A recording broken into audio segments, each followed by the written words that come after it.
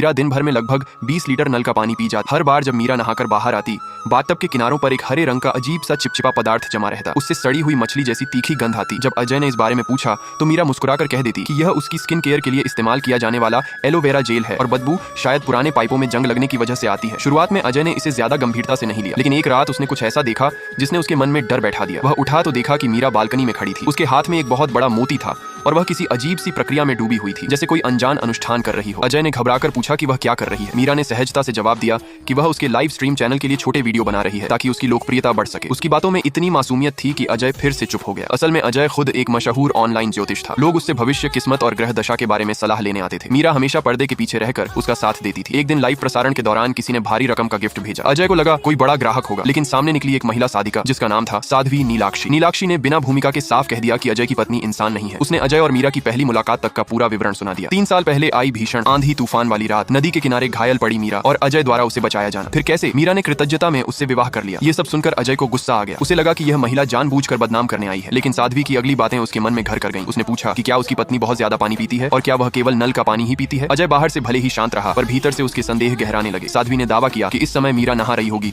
और उसे खुद जाकर देखना चाहिए। अजय घर लौटा और बाथरूम के बाहर खड़ा होकर मीरा से बात करने लगा। आज उसकी आवाज बदली बदली सी थी, पहले जैसी अपनापन नहीं था। अचानक अजय ने पर्दा हटा दिया, उसका पैर फिसला और वह गिर पड़ा। उसकी आंखों के सामने वही हरा बदबूदार पदार्थ फैला हुआ था, बिल्कुल वैसा ही जैसा वह पहले देख चुका था। इस बार ये किसी जेल जैसा नहीं, बल्कि जैसे शरीर से निकला हुआ कुछ लग रहा था। घबराकर उसने फिर पूछा तो मीरा ने वही पुराना बहाना दोहरा दिया, जंग लगा पाइप, ऑक्सीकरण और स्किन केयर। अजय ने कोई बहस नहीं की और बहाना बनाकर बाहर निकल गया। वह सीधे साध्वी नीलाक्षी के दिए पते पर पहुंचा। वहाँ एक पुराना मकान था, अंदर एक बड़ा टब रखा था जिस पर वही हरा पदार्थ जमा था और मछली जैसी गंध आ रही थी। साध्वी ने बताया कि ऐसी गंध केवल जल जीवों से आती है जो इंसानी नहीं होते। फिर उसने अजय से पूछा कि क्या उसकी शादी के 3 सालों में कभी पति पत्नी का संबंध बना है। ये सवाल अजय के दिल में तीर की तरह चुभ गया। सच यह था कि मीरा हर बार किसी न किसी वजह से उसे टाल देती थी। साध्वी ने कहा कि इसका कारण यही है कि मीरा इंसान नहीं है। साध्वी ने उसे एक छोटा सा थैला दिया जिसमें सफेद पाउडर था। उसने कहा कि इसे मीरा के शरीर पर लगाते ही सच्चाई सामने आ जाएगी। अजय डरा हुआ था, लेकिन मन में सच्चाई जानने की तड़प उससे कहीं ज्यादा थी। घर लौटने पर उसने देखा कि पूरा कमरा नमी और भाप से भरा हुआ था। मीरा ने कहा कि उसने ह्यूमिडिफायर चला रखा है क्योंकि उसे बहुत सूखापन महसूस हो रहा है। अजय को सब कुछ सामान्य सा लगा,